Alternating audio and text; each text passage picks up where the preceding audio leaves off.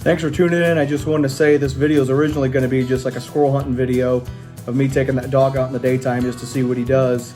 And it's a good example of me seeing what the dog's doing and what it needs to progress and changing it up a little bit. As you'll see in the video, it appeared to work because he started making progress. It's February 2nd and there's about a foot of snow on the ground. It's about 20 degrees and windy, but I'm going to take one of my younger dogs out and see what he'll do.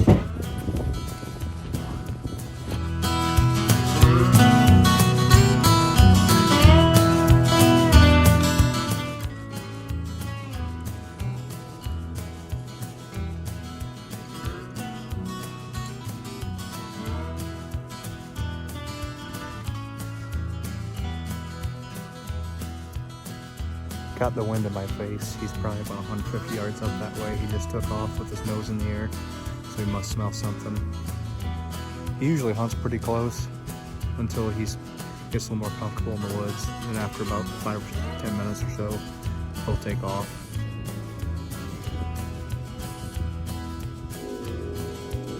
One thing nice you can do with these tracking systems, where it'll show they're stretching trees and the distance. If they're sitting in one spot for a really long time, and like that just showed me he was stretching up on a tree like he's gonna tree, you can look on the map and see where he's at, and if he doesn't tree there, you can go look and see what he was doing. And if he's just slow to bark, you can go over there and he'll probably go back to that same tree. And then you can pet him up and encourage him, then he might start treeing on it, and that'll help move things forward with him. Walked up here where he was at. There's some old junk piles. Well, there's probably a coon or something in it, but that's what's nice about the snow, is if there's something somewhat fresh, you can tell, you can see what tracks are. That way you know if it's a coon or a squirrel or what he's doing. So he's going in and out of that, so I'm pretty positive it was probably a coon. Been digging, going in and out of there, so I'm gonna get him out of here and go somewhere else.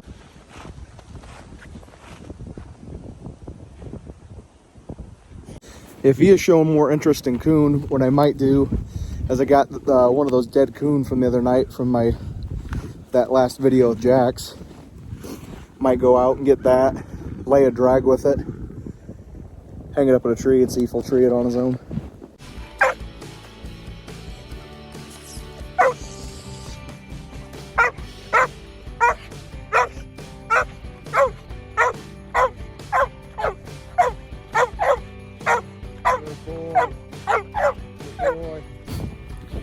Got him fired up a little bit at it, and I'm dragging it back to the woods. He'll be able to see me on the edge, but I'm gonna put it down into the woods where he can't see it, so I don't have to use his nose to find it. Got a big oak tree with a nice limb.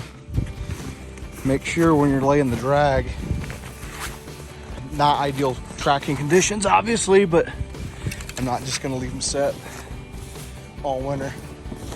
Make sure you finish it all the way to the tree. A lot of people just hang it up, then there's not a lot of scent at the base of the tree. Try and make it as realistic as possible. Got it hung up there, rope secured. Now I'll go get him and cut him loose, see what he does. Something else you can do to make sure that you're not walking in the same trail is make sure you have a good long rope. That way you can kind of pull it from the side.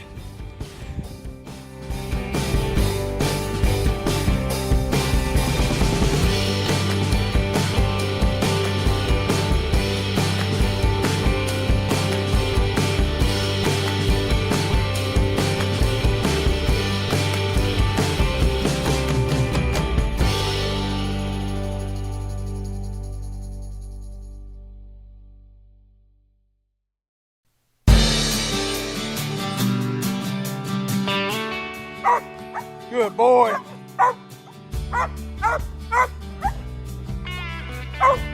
Good job, buddy.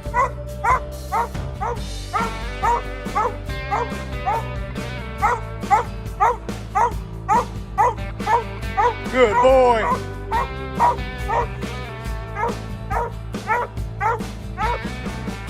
Good boy. Good boy. Good boy.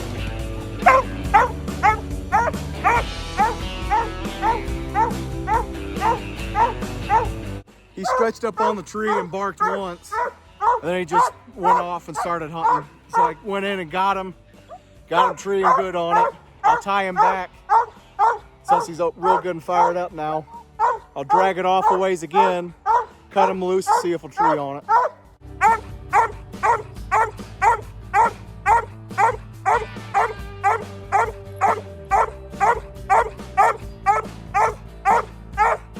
Good boy. Good boy. Lowered it down, really getting him fired up, but I'm not letting him have it. I'm going to take it down and lay another drag with it, see if he'll tree it.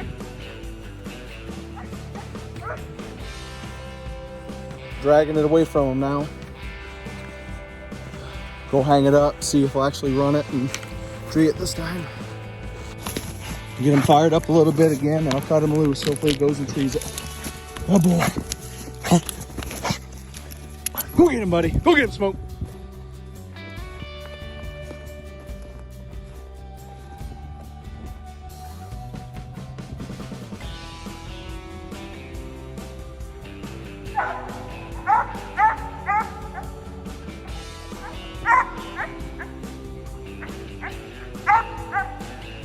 Good boy, Smoke. Good boy.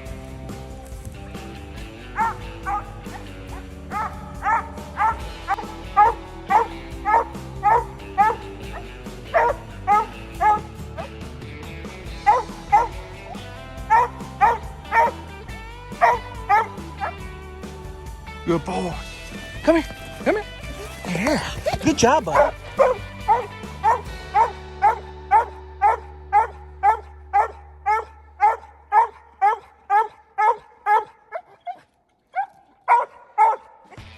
Good job, buddy. Good boy. Good boy. Good boy.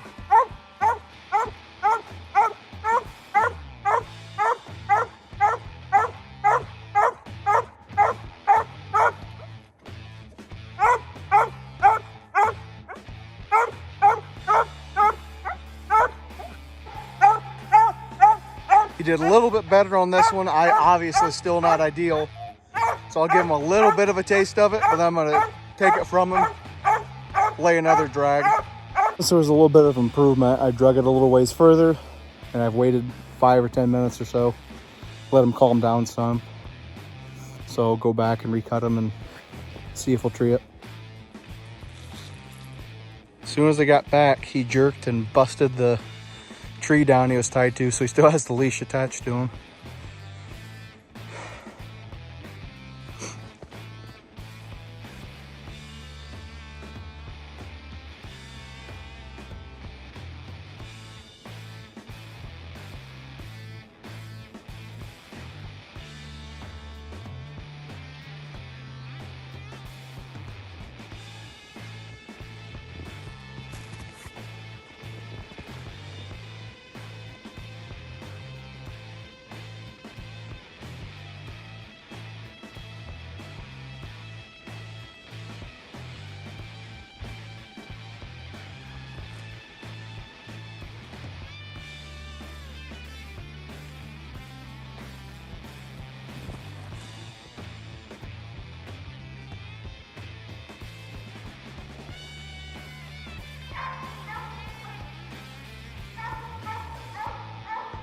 There we go. Definite progress. Obviously not ideal conditions doing this within a foot of snow. Way better in the spring, but this is a lot better than leaving them sit in the pen just because there's snow on the ground.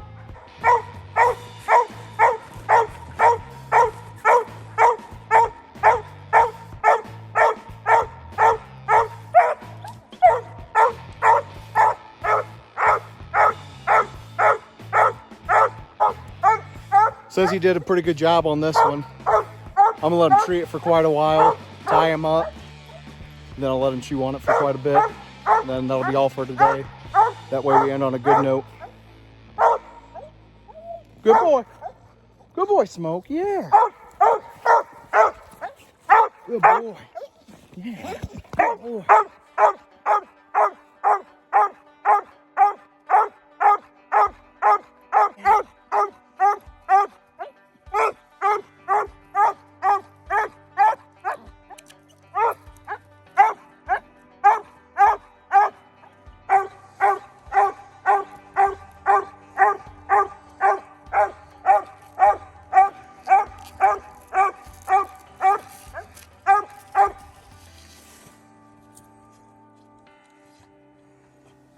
Good boy. Good boy.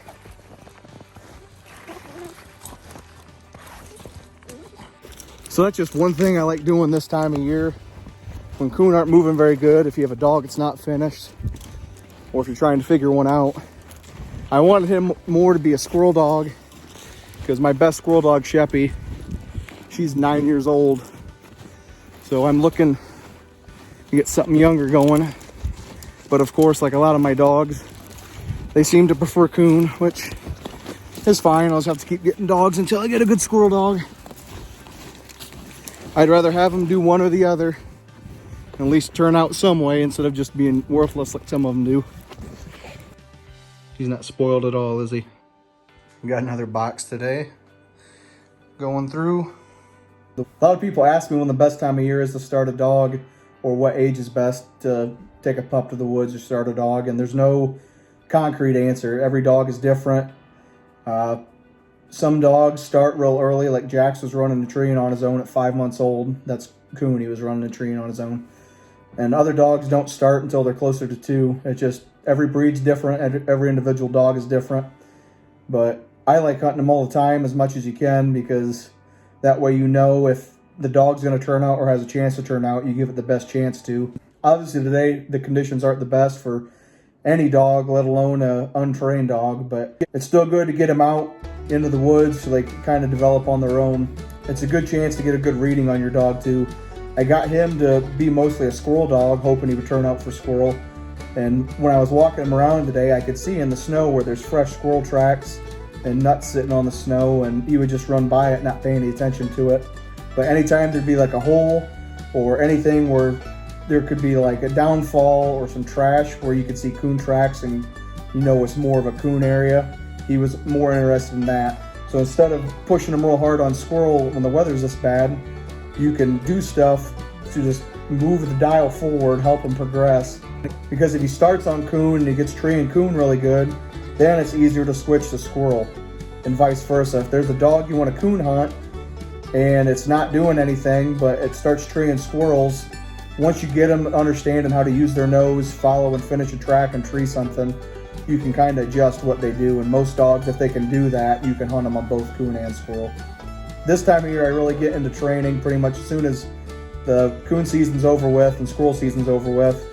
I start working with new dogs and new projects. And Dad just bought a 7-month-old pup from Alan Franklin that I'm sure you'll see on the channel eventually when I go get it. But stay tuned, there'll be a lot of hunting videos with Jax and Sheppy and all the dogs. I'll be hunting for other people and Dad's dogs, but I'll also be doing training videos and stuff like that still. Be sure, if you haven't already, subscribe to my channel, and thanks for watching.